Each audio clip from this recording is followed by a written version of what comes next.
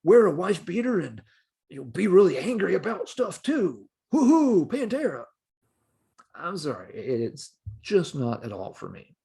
So yeah, Vulgar Display of Power, I'm ranking that particular album here because this is the one that, again, really broke them big and made this a thing that decades later, a bunch of bands still always try to copy and emulate, and it just won't go away. Sad. All right, number 3, the Black Album from Metallica. I ask you, how much blacker could the album cover be? Now let's skip the Spinal Tap routine and talk about why this album sucks. I've told this story before, but indulge me. Everybody was really hyped up for this album to come out. Upon its release in the fall of '91, Metallica was the biggest heavy metal band on the planet at that time. The only band that could have challenged them for that title, I think, were Guns N' Roses. And Guns N' Roses flamed out pretty quickly. Metallica didn't. Everybody was hyped up for this album. Enter Sandman was a huge hit on MTV and the radio weeks before the album came out. Ran out, bought it the day it was released, brought it home, popped it in the Walkman, slapped on the earphones, laid down on the bed with the J card to absorb every single word and note of this new masterpiece album, and promptly fell asleep before side A even finished. The next morning, it was really like, you wake up from one of those benders and like, what the heck's going on? Why am I still dressed? What was I doing when I fell asleep last night? Look at the tape deck. Oh my God, I fell asleep in the middle of side A. That's not a good sign. And it's not a good album. There's all kinds of problems with this album, of course. In hindsight, I understand a little bit of what maybe went wrong here. Metallica had followed the same trajectory lots of other bands had. It's kind of the classic Rush trajectory. You start off with something relatively raw and basic, little primitive sounding, self-titled Rush album. Same with, Kill 'Em All. You quickly evolve and advance as songwriters. You get to be better musicians. You're writing much better lyrics, more depth, more thought-provoking. You're practicing like heck. You're getting stronger, and each album kind of showcases that. And you get more technical, more show-offy, longer songs, very complex arrangements. Eventually, though, you get to that point, and something has to give. You can only keep ramping up and teching out so much before eventually you just kind of like, there's nowhere to go from here except let's just go back to the basics and play something simple. And it kind of feels like that's what Metallica did here, that after Injustice for All, they wanted to go back and do something simpler. And if that was the sum total of the story, I think it would have been okay. That could have worked. But that's not the end of the story.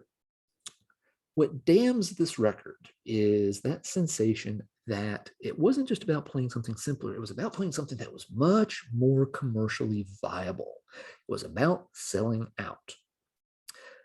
And the real sad thing is that they didn't need to. As I mentioned, Metallica were already probably the biggest heavy metal band on the planet by this point. They were selling tons of records and tons of tickets and tons of merchandise. They didn't need to expand their audience any. Yet they looked around themselves and decided that, well, we could be the biggest metal band on the planet, but we could also be the biggest band on MTV Hit of the Day. And we could be on the cover of Teeny Bop, and we could be played constantly on FM Soccer Mom radio and have everybody listening to us. Every schmuck who makes fun of heavy metal most of the time will still love us. That's where we want to be. You already had an entire metal kingdom right there in the palms of your hands, and it wasn't good enough for you. You got greedy, you sold out, you made an album to appeal to the masses, and that's why I can't forgive them, and that's why this album remains unforgiven. Yes, there's a little pun there. It's the one song that maybe is passable, but even that, I don't need to hear it again. The hits on this album have been played to death over the years. The other songs that don't get played to death, they're not good in the first place. Nobody should play them. I will never like anything about this album. I just won't. It really ended up being a huge change in direction for heavy music after that, because it did so well that it forced a lot of bands to sort of change, follow suit, or hang it up. Or it was just almost cataclysmic for the realm of heavy music. So bad on you, Metallica. And yet it's only ranked number 3. I've got 2 more to go. The second one's a little surprising to me too. It's this one, Megadeth's Countdown to Extinction. Now, when I started putting this little presentation together for this, I would not have thought that Countdown was going to be ranked higher than the Black Album. But the more I thought about it, I think the sin that Dave Mustaine and company committed was actually worse than the sin that Lars and company committed. Hear me out.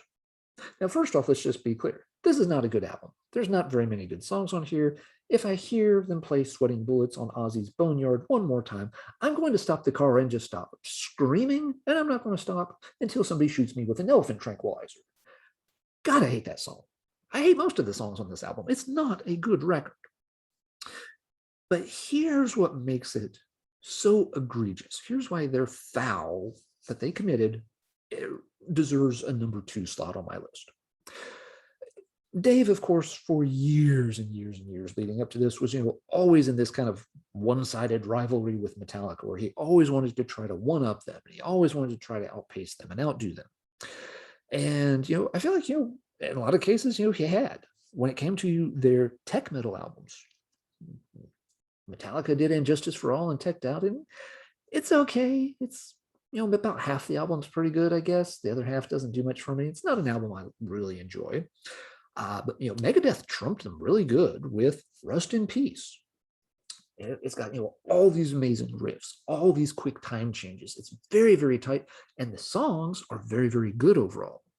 It sounds great. It doesn't have the crappy production from Injustice. It doesn't drag on forever with a bunch of songs that are way too long for their own good, like tracks on Injustice do. So, Mustaine was pulling ahead. He had outdone them on the tech album. And then you get to the Black Album, and Metallica does this, hard right turn, veering off into FM radio stardom. And that means the throne is sitting there empty. And all that Dave and the guys had to do was march in there and seize it. And he'd be able to say, at long last, we've done it. We are now the best heavy metal band on the planet. Screw Lars and his gang. They've pushed out and sold out. And we are now the true heavy metal band, unquestioned. All they had to do was make another really good, solid heavy metal album, which they had done several times by this point. And instead, Dave once again follows Lars around like a happy, angry, obsessed little puppy and makes this album, which is essentially a watered down version of the Black Album. Oh, you're going to go try to be, pop superstars on MTV or something? I can do it better than you can. Here, check out my crappy album. The title was right there for the taking, Dave. It's like a professional wrestling match when, the champ is down. He's knocked out. He's laying there in the middle of the ring. And all the heel has to do is finish him off, drop the big elbow, climb the rope, splash him. And instead of doing the deed, they spend too much time just grandstanding to the crowd, posing for the pictures, walking around strutting, and they don't get the job done. You didn't get the job done, Dave, and that's why you're ranked so high with this album. Musically, there may be albums on this list that I think are worse than this one, but you committed a horrible foul here. You could have seized the title of Best Metal Band, which you wanted so long, and you gave it up to make a watered-down album full of crap. Just like Metallica had. Sad, so sad. Okay, so what's our number 1 entry? This one's going to be a little strange compared to a lot of the stuff on here, but there's a reason when I sat down and thought about it that this album had to be number 1. It is Witchfinder General's Resurrected album. This is the reunion album when they got the band, or at least parts of the band, back together to sort of cash in on the little bit of fame they had generated when doom metal expanded and got a bigger audience in the early 2000s, thanks in no small part to Reverend Bizarre, guys like Albert Witchfinder wearing the Witchfinder General t-shirts on the back of Reverend Bizarre albums. And all of a sudden, everybody was name dropping Witchfinder General, which was funny because very few people had ever said a word about the band before this point in time, I'd listened to them since the early 90s. You want to have a real challenge? Try finding somebody in 1996 or 1997 that had even heard of Witchfinder General, much less wanted to talk to you about their two excellent albums they did during the new wave of British heavy metal. Yeah, lonely times back then, pre-internet, not a lot of chat forums, and nobody knew this band when I talked about them. Then all of a sudden, everybody was talking about them, which, hey, great. I'm glad they got their 15 minutes.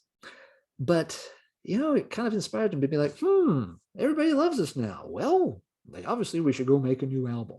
And some of the members did just that, and it's called Resurrected. And it is a terrible fucking album.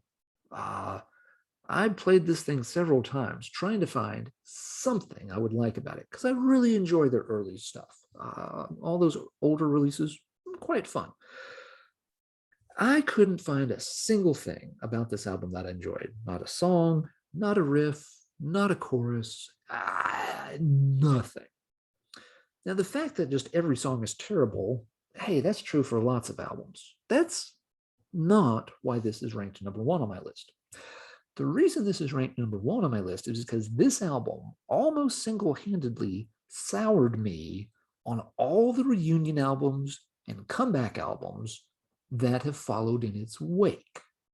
Heavy metal bands do this all the time, where there's this, they retire, they disappear for 10 years, 12 years, 15 years, whatever. And, then a couple of the guys, 3/4 of the band or whatever, get back together and crank out a new album. And I have this huge mental block where I don't listen to most of those albums. It's you almost have to drag me kicking and screaming to get me to listen to these reunion projects. And it's because of this album. It's because this one went so horribly wrong. It has literally caused like some kind of trauma in my brain where I don't want to hear these other bands because I'm always thinking, oh Christ, there's another band that got back together and probably just made another piece of shit the same way Witchfinder General did. It's just like this automated reply in my head. And I miss some good albums because of that. I know I do. I should listen to more of these bands that have gotten back together and done some decent work. And they never really make it to the top of my to-play list because there's that little voice in the back of my head that says, it's going to be resurrected all over again. Don't waste your time. Don't make yourself so sad. You don't want to hear that again. Don't put yourself through that agony all over again of having another band that made a bunch of albums long ago that you liked come back and deliver a giant stinking turd of an album. I can't get past it. It's sad. I mean, to exemplify how bad a problem this is for me, when Kira Thungal got back together and released Forever Black, I was hesitant to listen to it. And Kira Thungal is a band I love. All their old albums, I adore them. Adore is not a good word to use for Kira Thungal. They fucking rock. There we go, much better. But yeah, when they came back, I was just like, well, gee, I don't know. I hope it's a good album. Should I listen to it? God, what if it's another Resurrected? I couldn't handle that. This mental barricade that really makes me hesitant to check out reunion albums and comeback albums from bands. It's this album's fault. And that is why I chose Witchfinder General's Resurrected to be the number one album on my list of things that I think suck. Thanks for nothing, Resurrected. I cannot get you out of my head. You have traumatized me, and I'm stuck with it. All right, that is the end of my list. So let's talk metal in the comments down below. If you're not completely burned out on the topic, because I know a lot of folks have done it, and a lot of folks have had fun doing these videos, they've been great. But if you want to talk about it some more, by all means, what are some of the albums for you that really, really stink, that you just cannot stand? Especially if there are ones that you hate that haven't popped up in anybody's video just yet. Leave a comment down below. Let me know which ones. Have any of them traumatized you the way that Resurrected has obviously traumatized me? What was your biggest listening disappointment of an album? What's your personal version of I Hear Black? Leave a comment. Sometimes it's cathartic. It's good to let it out. I've been letting it out here for about 30 minutes or so, which means it's time to wrap this one up. And I do want to say just one more time in closing, if you like some of these albums, that is absolutely cool by me. If Vulgar Display is your jam, or the Black Album is what got you into heavy music in the first place, that's awesome. No problem with it whatsoever. These are just albums that, personally for me, really, really stink. But I'm not declaring that as some kind of fact. It's just my opinion, and it's quite okay if people have other opinions besides mine. So with that, let's wrap this one on up. Everybody take care, and until next time, keep banging your head. But not to that Witchfinder General album. Oh my God, it is so freaking bad. You just cannot listen to that thing. Why did they make that?